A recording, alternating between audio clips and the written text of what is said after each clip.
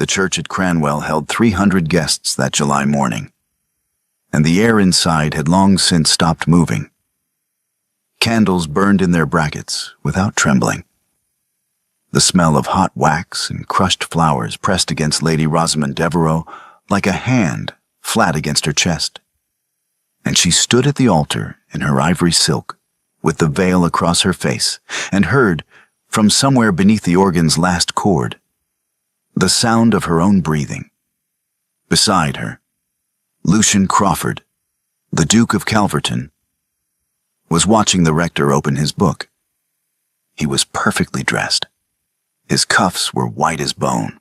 He had not looked at her since they reached the chancel steps, and she understood now, with the calm that comes only after a night of no sleep and no illusions, that he had never once looked at her. Not at her, not at the woman. Only at the number her father had written on the marriage contract. She had the proof of it in her memory. Every page she had read at midnight by a single candle in the estate office, her hand steady only because she had already decided what she would do. The rector began to speak. Rosamond let him finish his opening address. She let the silence pool where her response should have been. And then she reached up and lifted her own veil. She did not hand it to the Duke. She did not hand it to her father, who stood in the front pew with a color rising in his face that she had not seen since she was 12, and broke his favorite hunting rifle. She turned from the altar, veil in both hands, and walked back down the aisle of Cranwell Parish Church through 300 people who had come to watch her become a duchess and were now watching something else entirely.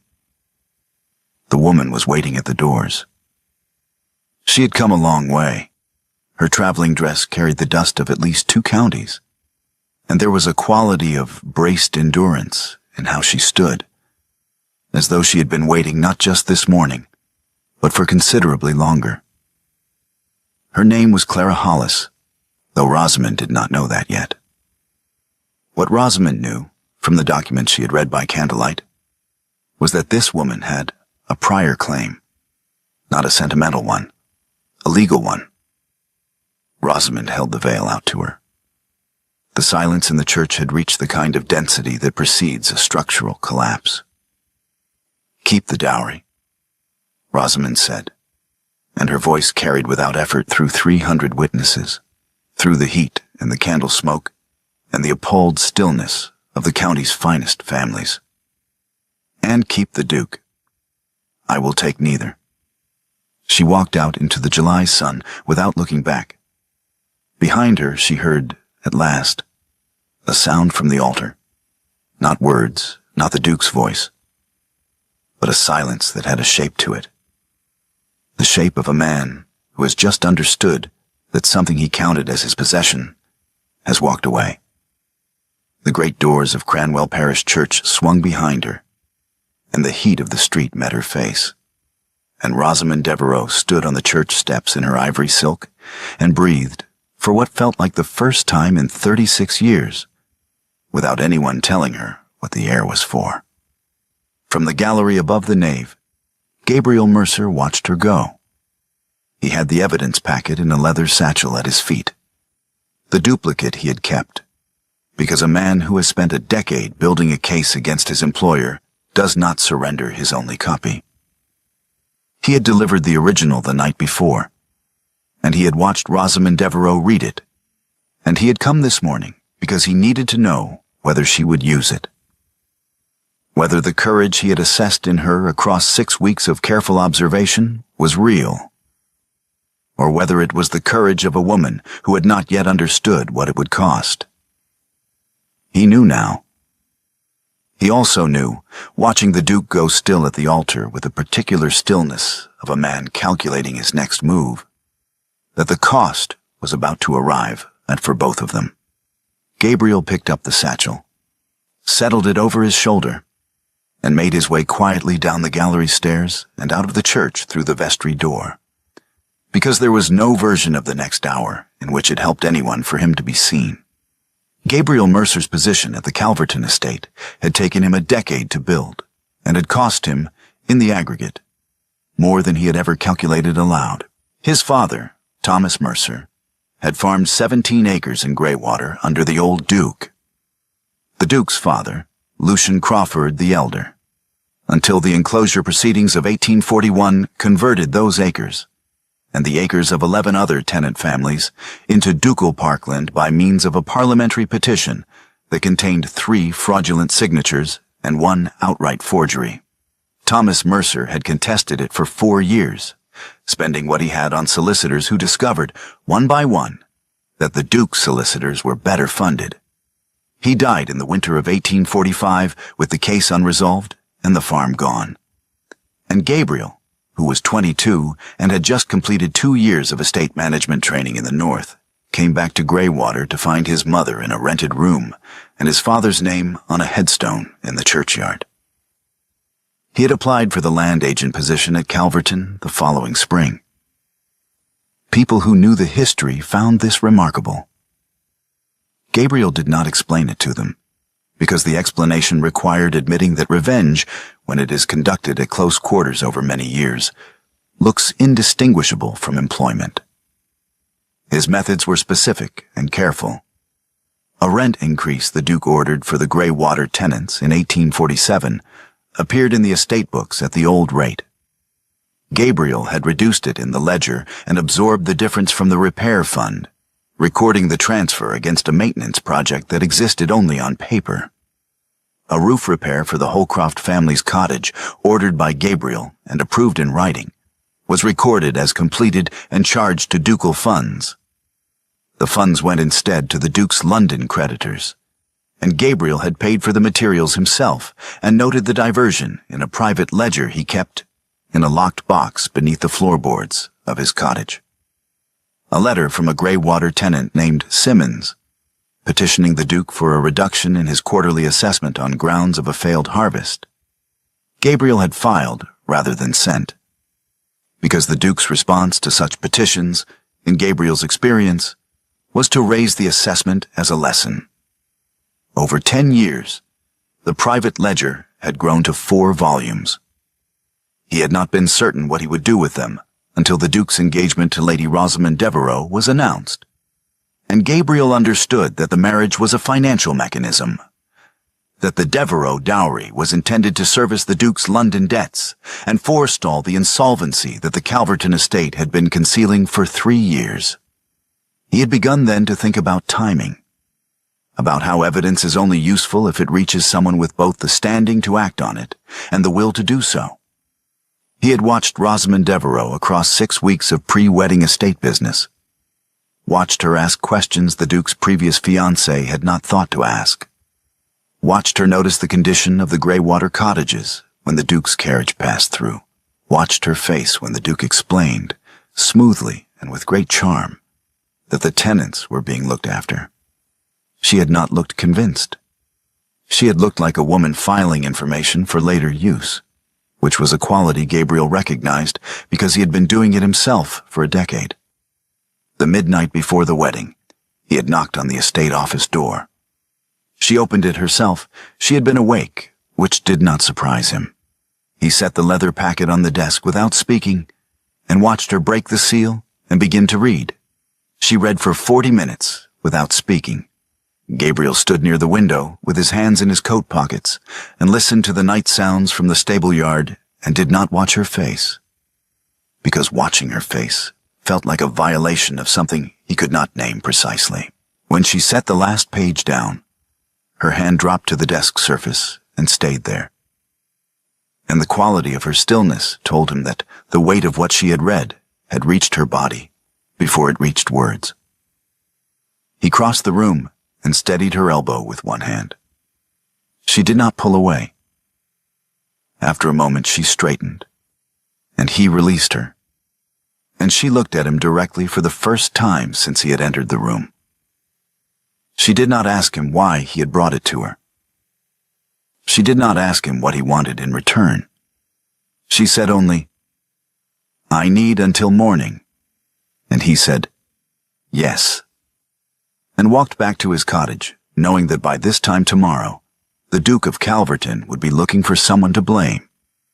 And the most convenient candidate was the man who kept the books. 2 days after the wedding that was not a wedding, Rosamond sat in her father's study at Stanmore Park and listened to the Earl explain, in the measured tones of a man who has rehearsed his position, that she would return to Calverton and beg the Duke's pardon. "The contract breach exposes us to suit," her father said. He was standing at the window with his back to her, which was how he delivered news he did not wish to defend to her face. "Lucian has not yet filed, but his solicitors have been in contact. The dowry payment has been drawn.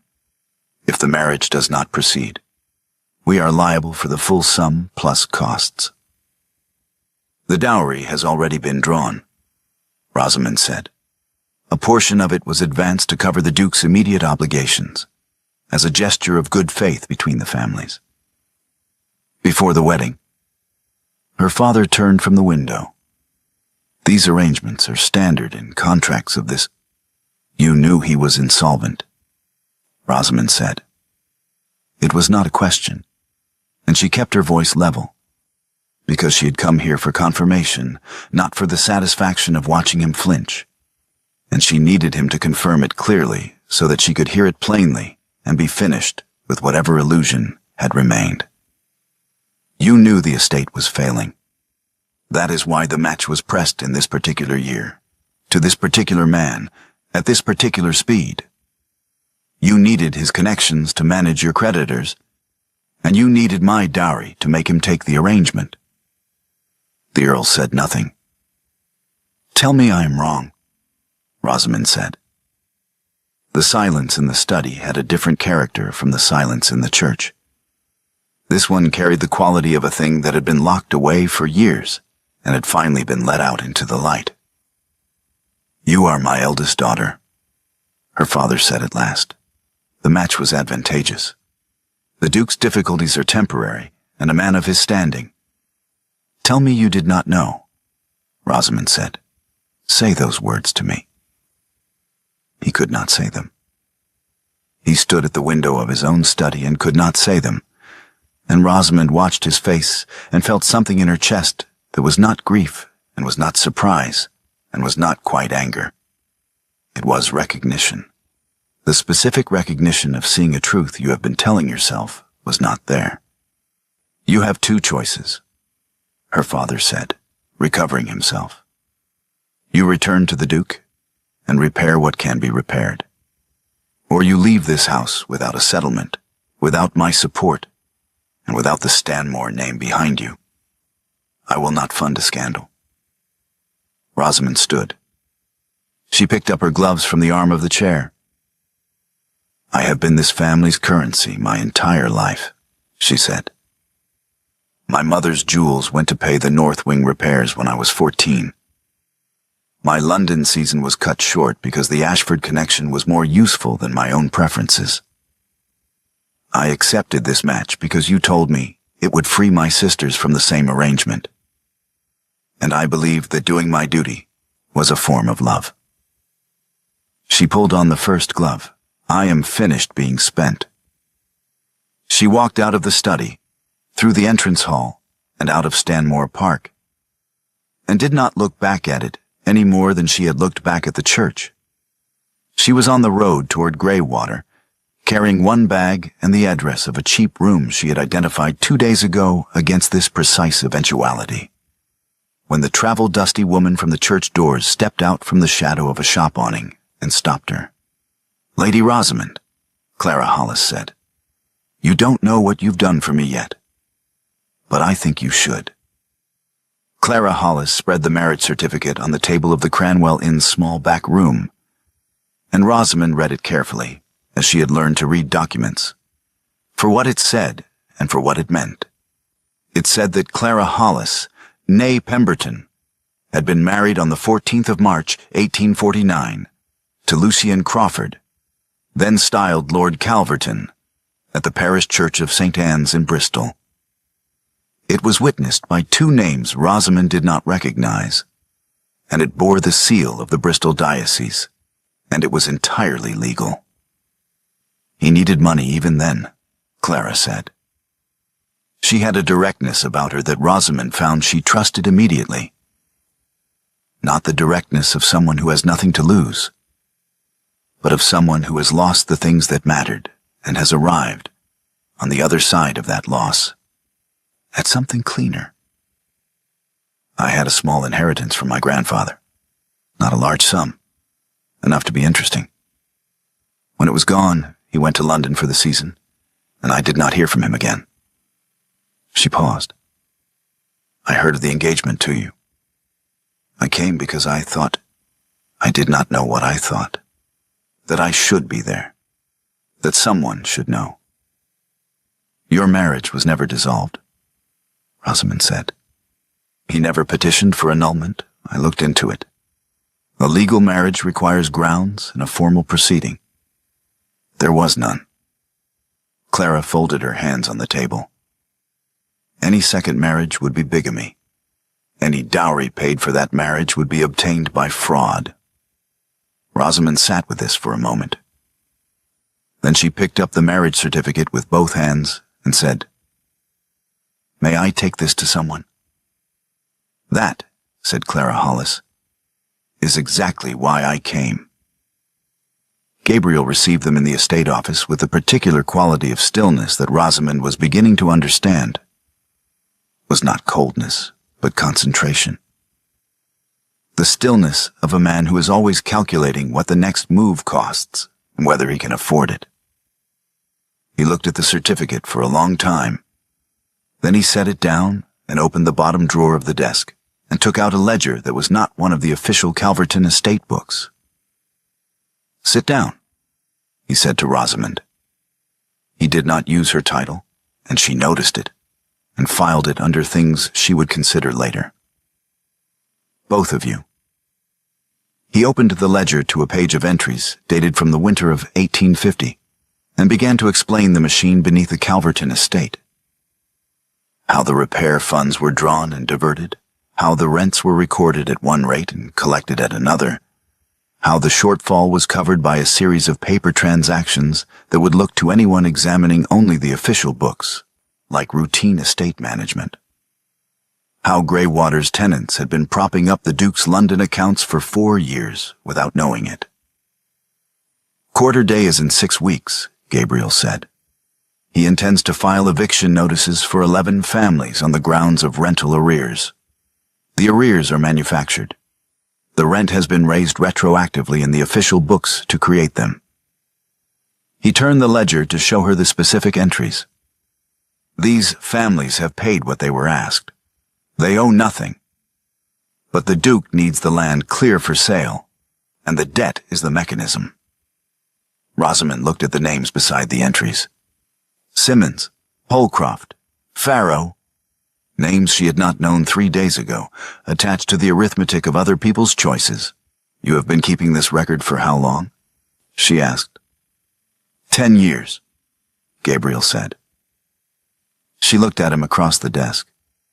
He met her eyes without any particular expression, which was itself an expression, if you knew how to read it. Why? She asked. Because my father farmed in Greywater, Gabriel said, until the old Duke's enclosure petition took it. The petition had forged signatures. My father contested it for 4 years and died before it resolved.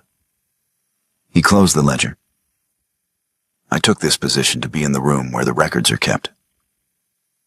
The friction of it was present between them. She was the Earl's daughter, and he was the ruined tenant's son, and they both knew it, and neither of them spoke about it.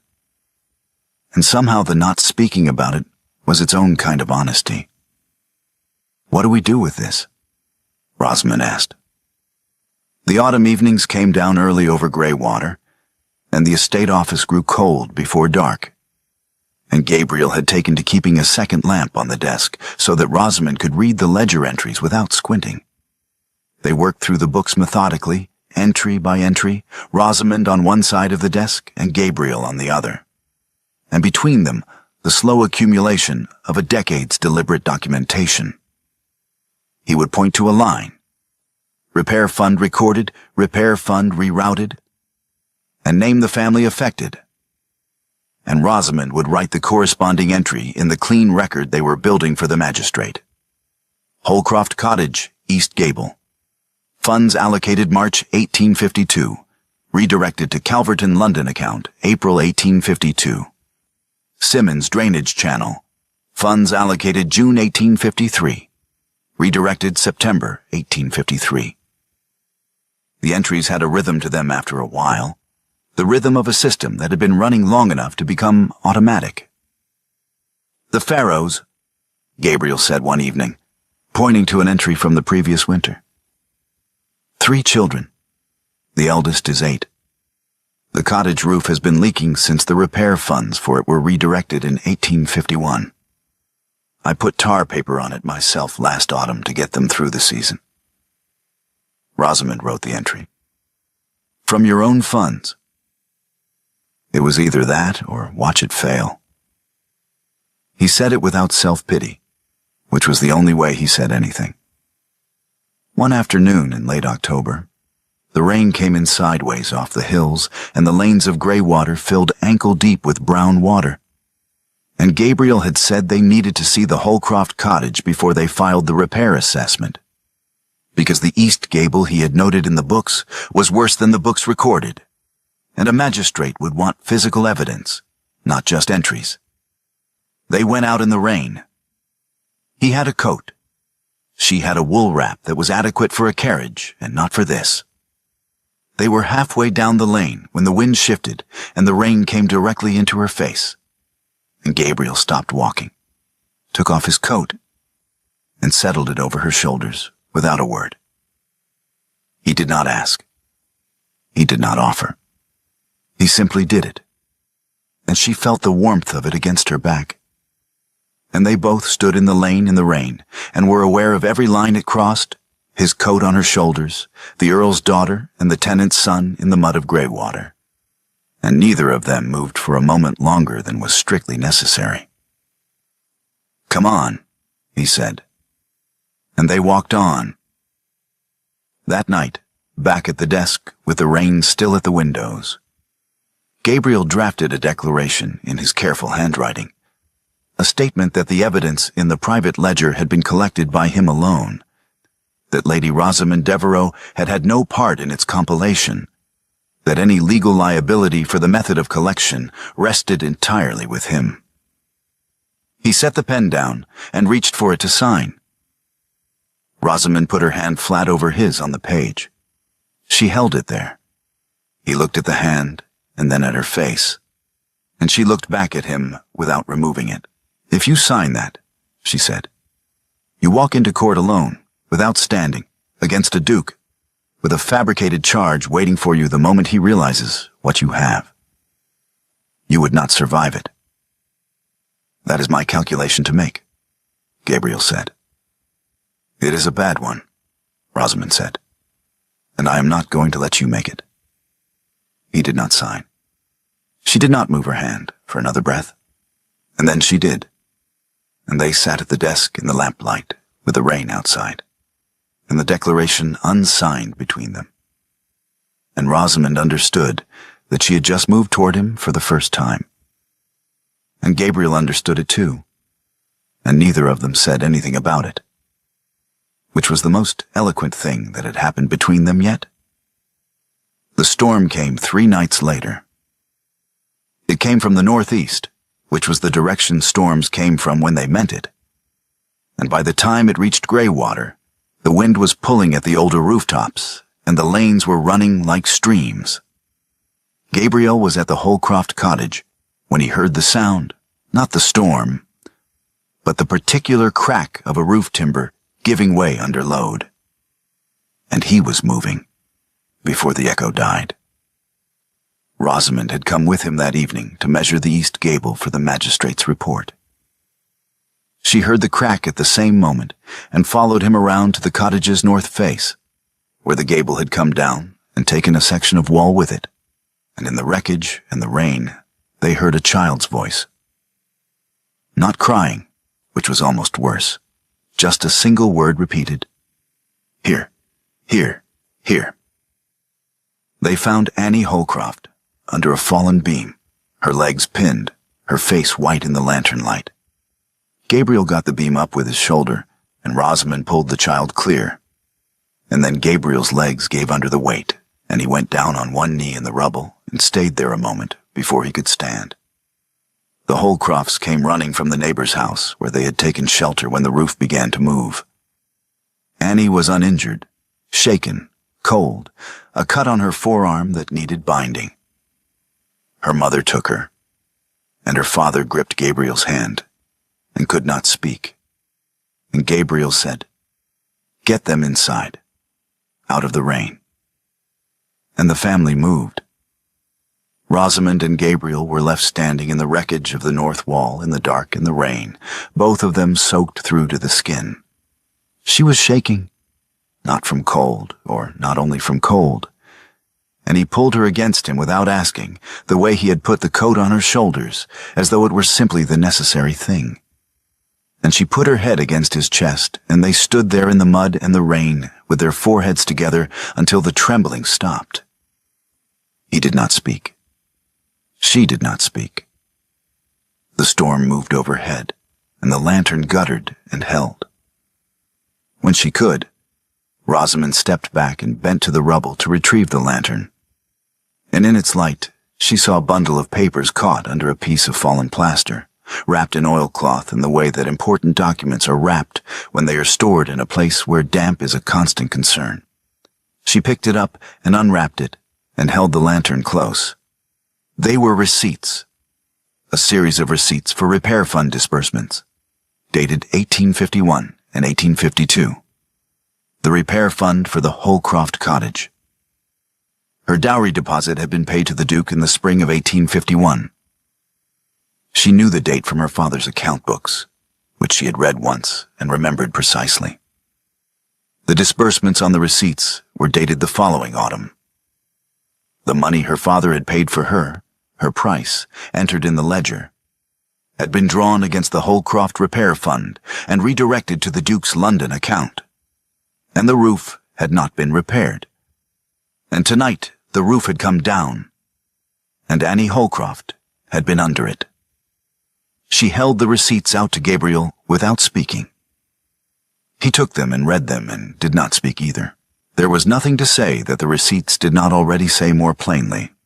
The Duke moved on a Tuesday. Gabriel was arrested at the estate office at 7 in the morning by 2 constables and a bailiff, carrying a warrant for embezzlement, a charge that named him as the agent responsible for the diversion of repair funds from the Calverton estate. The charge was, in the technical sense, not entirely fabricated. Gabriel had diverted funds. That he had diverted them to protect tenants from the Duke's exactions, rather than to line his own pocket, was a distinction the warrant did not make. By noon, the Duke had issued eviction notices to 11 Greywater families to take effect on quarter day, 3 weeks distant. By evening, the estate clerk, a small, anxious man named Sedgwick, had been ordered to prepare the official ledgers for transfer to the Duke's London solicitors, who would, Gabriel had told Rosamond weeks ago, almost certainly ensure that certain pages did not survive the journey. The Earl of Stanmore issued a formal public statement that same day, expressing his regret at his daughter's conduct and his complete confidence in the Duke of Calverton's honor. 3 county families who had been cautiously cordial to Rosamond in the weeks since the wedding withdrew their civility in writing. The magistrate she had been hoping to approach sent a note through an intermediary indicating that he was not available for private consultations. Rosamond read all of this in her cheap room near Greywater, and then put it aside and thought about what could be done. She went to the estate office first, because Sedgwick was still there, packing the ledgers under the bailiff's supervision, and she had 1 hour before the bailiff locked the door. She found Sedgwick in the back room with a stack of volumes, and the expression of a man who is thoroughly aware that he is doing something wrong and cannot identify a way out of it. "Sedgwick," she said quietly. "The ledger entries for the repair fund disbursements between 1850 and 1854. How many pages?" Sedgwick looked at the bailiff's back. 31, he said, barely audible. Can you copy them? My lady, if the Duke has imprisoned an innocent man on a false charge and is about to evict 11 families who owe him nothing. Rosamond said, I am asking you to copy 31 pages.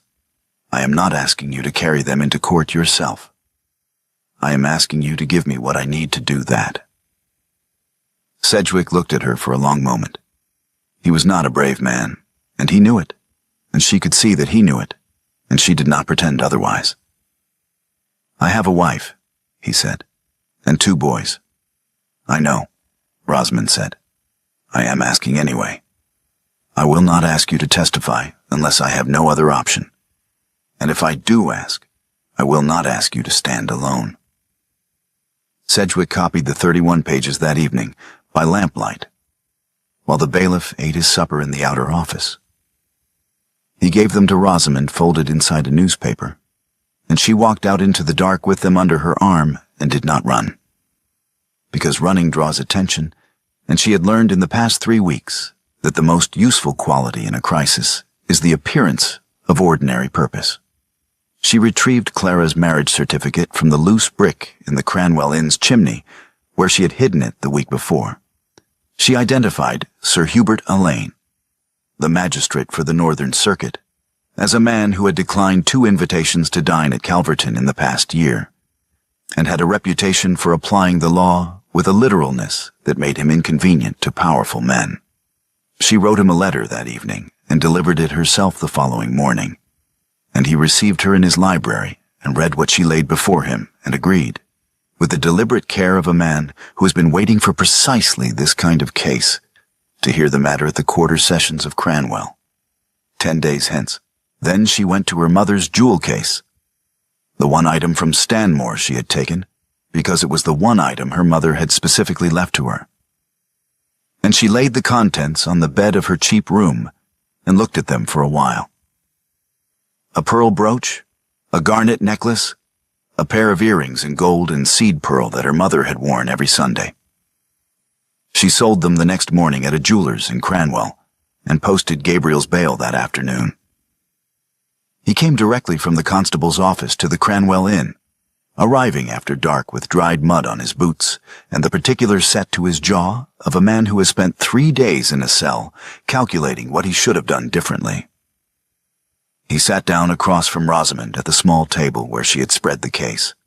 Sedgwick's copies, Clara's certificate, the receipts from the Holcroft cottage, and looked at it for a long moment. The bail, he said. My mother's jewels, Rosamond said. Don't. He did not pursue it. He looked at the documents instead, checking each one, and then he looked at her. You need to understand something before tomorrow, he said. Not about the case, about you. Tell me, Rosamond said. A lady who stands beside a land agent in open court, who has already left a duke at the altar and been repudiated by her family, will not be received in any drawing room in this county again. Not next year. Not in 10 years. He said it without inflection, as though he were reading from the estate books. I need you to understand what you are throwing away before morning, because once it is done, it cannot be undone. Rosamond leaned across the table and kissed him. It was not impulsive. It was the opposite of impulsive. It was the most considered thing she had done since midnight in the estate office. And she did it slowly. And she did not qualify it or explain it. And when she sat back, he was looking at her with an expression she had not seen on him before, which was the expression of a man who has been braced for a particular kind of loss for so long that the absence of it is temporarily incomprehensible. I understand, she said. I have understood for some time. He stayed. In the small hours, both of them awake with the documents spread across the table between them. Gabriel told her about his father.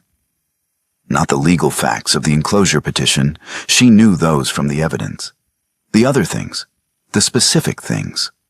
How Thomas Mercer had kept a field journal for 30 years, recording the weather and the soil and the yield of each crop, and how Gabriel had found it in the rented room after his father died and had read it cover to cover in a single night and then kept it, because it was the record of a man who had loved his work and done it well and been erased regardless. How he had taken the position at Calverton not only to protect the tenants, but because he could not think of anything else to do with the anger. And work was the only place it went quiet. Rosamond listened. She did not offer comfort or interpretation. She simply listened, and when he was done, she said, "I am glad you told me," and meant it precisely.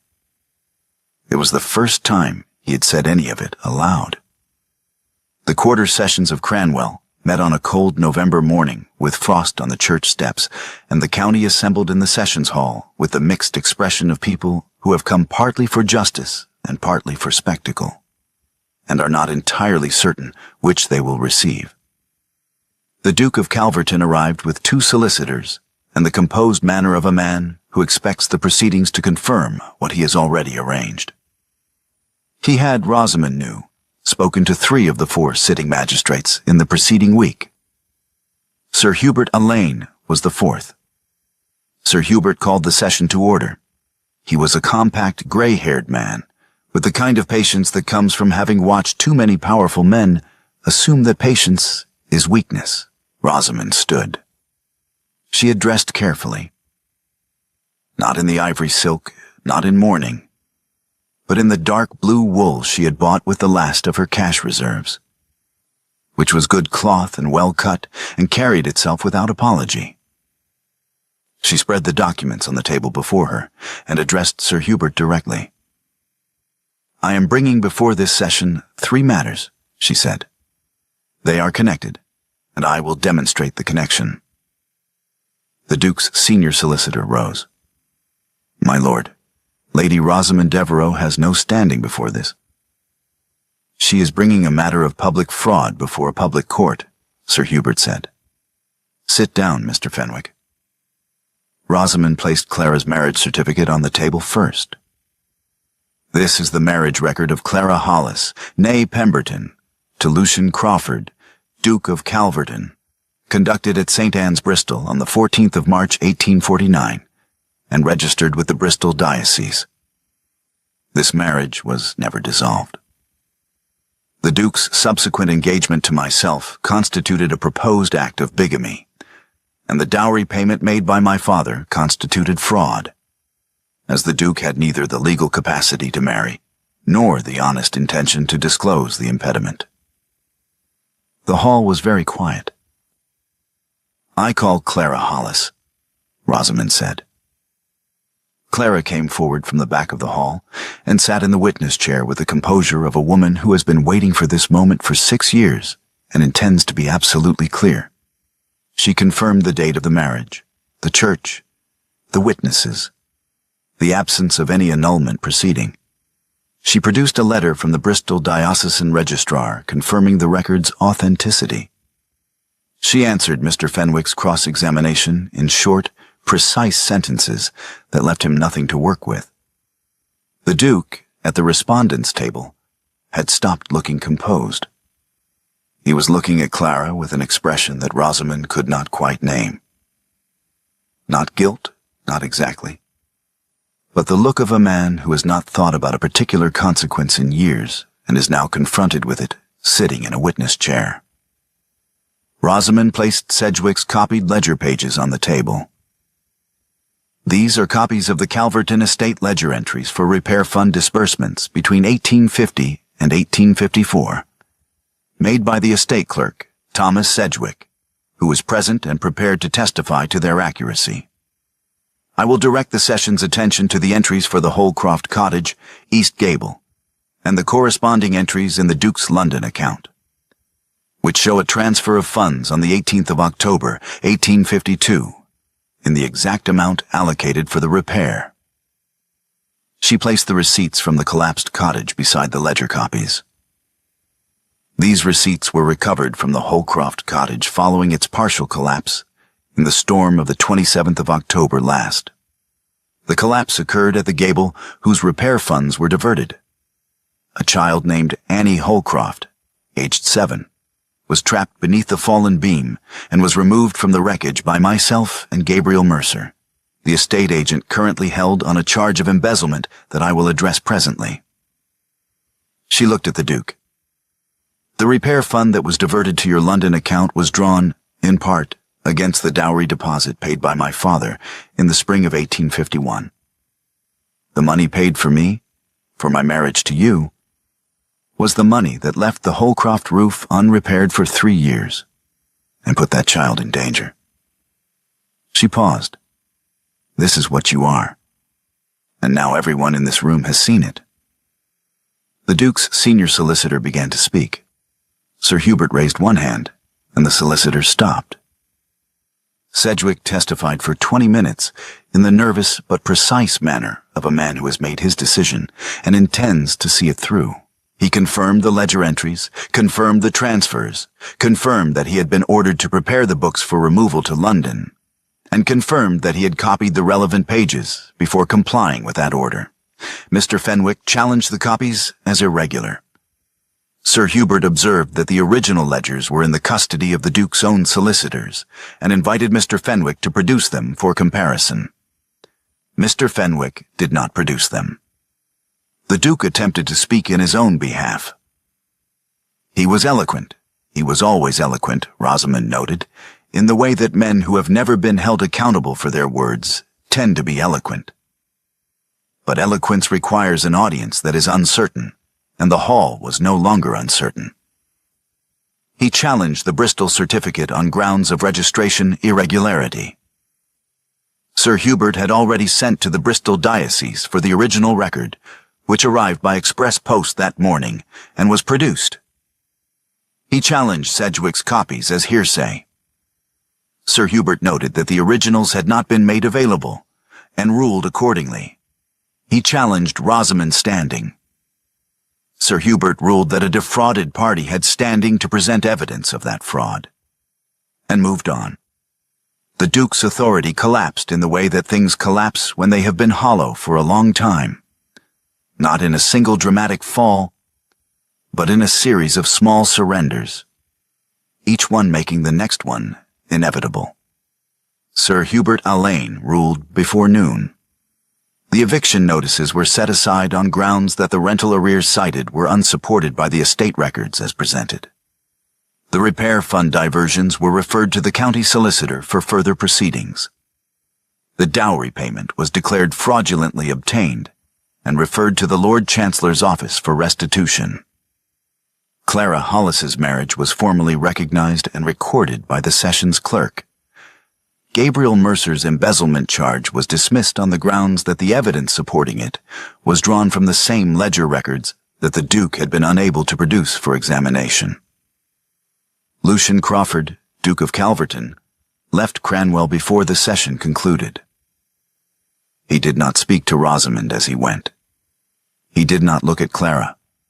He walked out of the sessions hall with his solicitors behind him, and the county watched him go, and the county would talk about what it had seen for a long time. Winter came to Greywater with the particular generosity of a season following a hard one. The Holcroft cottage's north gable was rebuilt in December, with materials paid from the estate repair fund that had been ordered restored, and by January the new roof was visible from the lane. Pale timber under frost, clean against the gray sky. Rosamond and Gabriel were married in February at the rented farmhouse near the edge of the Greywater fields, in the presence of Clara Hollis and Sedgwick and his wife and the Holcroft family, who brought Annie in her Sunday dress and a pot of something warm that smelled of winter herbs. There was no ceremony the county would have attended. There was a fire, and the rector from the next parish, who had no opinion on dukes, and the particular quality of warmth that a room has when the people in it have chosen to be there. That evening, when the others had gone and the fire had settled to coals, Gabriel stood at the window, looking at the new rooftops across the dark fields, and said, "I need to say something." "Then say it," Rosamond said. Loving you has cost me the position I spent 10 years building, he said. The Calverton appointment is finished. My name is associated with a fraud case. Whatever I build from here, I build from nothing. He turned from the window. I am not complaining. I am telling you what it cost, because you should know, and because I have spent too long not saying things. Rosamond set down the cup she was holding. I have spent my whole life in grand rooms that other people chose for me, she said. My father's house, the Duke's estate, the drawing rooms of every county family who decided I was an appropriate ornament for their occasions. She looked around the farmhouse, the low ceiling, the frost-edged window, the plain furniture that was theirs because they had selected it themselves from a sale room in Cranwell and carried it back in a borrowed cart. I would trade every one of those rooms for this one. Gabriel crossed the room and put his hands on either side of her face and looked at her for a moment, the way he had looked at the evidence. Carefully and completely, as though committing it to a record he intended to keep. I see you, he said. It was not a declaration. It was a fact, stated plainly, by a man who did not traffic in things he did not mean. I know, Rosamond said. You always did. Morning came in through the frost-edged glass, with the pale, clear light of a February that has decided to be honest about itself. 2 cups of tea stood on one tray on the kitchen table. Across the window, the new rooftops of Greywater caught the early sun. Pale timber and new tile, solid against the cold sky, belonging to the families who lived beneath them and to no one else. Rosamond stood at the glass with her tea and looked at them, and did not think about drawing rooms, or titles, or the price her father had once assigned to her, or the ivory silk veil she had placed in a stranger's hands in the doorway of a church 7 months ago. She thought about the specific weight of a roof beam in the dark, and a child saying, "Here, here, here," and a man who kept 4 volumes of evidence under his floorboards for a decade because he could not think of another way to love the people he was responsible for. She thought about choosing. The morning light moved across the new rooftops of Greywater, and Rosamond Devereux, mercer now and glad of it, stood at the window of the room she had chosen, belonging to no one but herself, and drank her tea while it was hot.